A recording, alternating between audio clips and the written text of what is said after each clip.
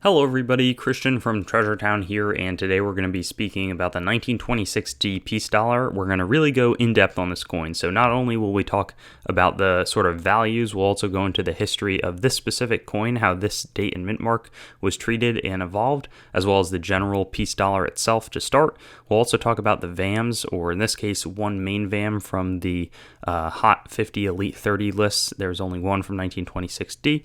We'll also go over some mint errors at the end, but we'll give you the full overview. Basically, the coins, the general peace dollar started in 1921 after the Pittman Act encouraged these to be produced. They were sent over to Britain, or many of them were, because the Brits were concerned. There had been some rumors started by the Germans in World War I that their guarantee, their silver guarantee on their currency was not good. So sort of as a political helping an ally move, the states decided to mandate that they would take a bunch of Morgan dollars or just use American silver, but that was the form of Morgan dollars, melt them down, turn them into peace dollars, and send them over.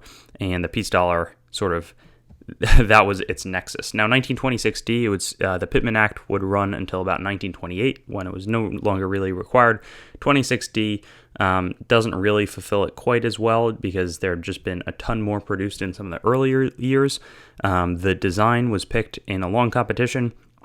Anthony de Francisci was not as well known, or Francisci is probably his name, but his design sort of won out and completed a redesign of the U.S. coinage.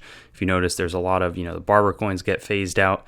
Then there's a switch in the cent in 1909, St. Gaudens, $20, just tons of different coins getting switched around. And these mainly were circulating in the west of the United States, where people preferred the actual hard silver as opposed to paper money. Now that concept is sort of totally phased out, but in terms of the specific coin, it was a pretty common date in the series. Not one of the largest produced, but wasn't super hard to come by. Mid-State 64 examples have a fairly well-known population with nice luster. A lot of them have die breaks, as was the case for a lot of the dates, especially maybe in Denver. But a lot of these coins did circulate because you can find them in circulated conditions all over. And then the coins also sort of fluctuated in their rarity, but the Treasury released a lot of 1,000 coin bags through the 1950s, even in sort of 1962, the early 60s, and erased it from being a super, super rare coin in the higher end. Though, if you look, Mid-State 63 even is a $225 coin, which is higher. Some of the most common dates, that number is even under $100.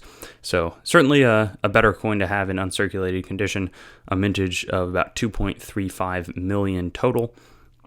Mid-State 65 gets up to $900. And most of them are in that 64 range. So there's a nice jump in 65, then a big jump again in Mid-State 66, and then 67 is really the rarity because a lot of these coins, are sitting in bags, getting transported around from their original spot in Denver, and they're rubbing up against each other and causing a lot of surface abrasions, bag marks, that sort of thing.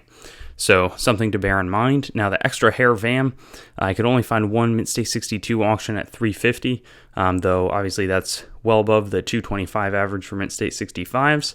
It's sort of these extra hair sort of throughout, so a little bit of sort of a die crack, but also just extra hair throughout, and makes things interesting. So take a close look. This one's on the Elite 30 list. Then you also want to be checking, we don't have any super flashy errors, but we got an obverse struck through error, I believe, right there under the nose. Anything can sort of happen on these coins, and a little thing like that going to boost the value. Now, 2013, it was cheaper. So it says 205 there. That's cheaper than the current Mid-State 63 sort of guide that I'm giving, but that was good at one point. We also see a cracked planchet here caused by presumably metal imperfections or just brittle metal, selling for about $130. So that's well above what a normal one would, and it's circulated, so keep an eye out if you see a cracked planchet. Then lastly, there was a reverse misaligned die, so you can see right there, it's not way off, but it's a little bit off where there's sort of an extra rim and slightly off-centered, but the dies were just misaligned, so when they struck, has sort of this effect of having like a double rim almost, and that was a slightly more expensive coin back in 2014 at $150. So anyways, that's what we've got here. Hope that you enjoyed. A lot to learn here on this 26D Peace Dollar, and I'm going to do one for every date in mint mark so that you have the full backstory and really can understand these coins at a detailed level. Thanks for watching the video. I'd encourage you to like the video, comment, and make sure to subscribe to my channel. And I also have Facebook, Instagram, Twitter, and some other social media platforms. You can also go to my main channel website, treasuretown.yt.com, to learn more about the channel and sort of stay in contact. I also will eventually host all of these videos on coinsmetalscards.com, which will be both news, marketplace, and coin information. I do have the goal of eventually getting pretty much every US coin, date, mint mark, denomination on the channel with a similar video to the one that you just watched, and that will likely all be hosted there.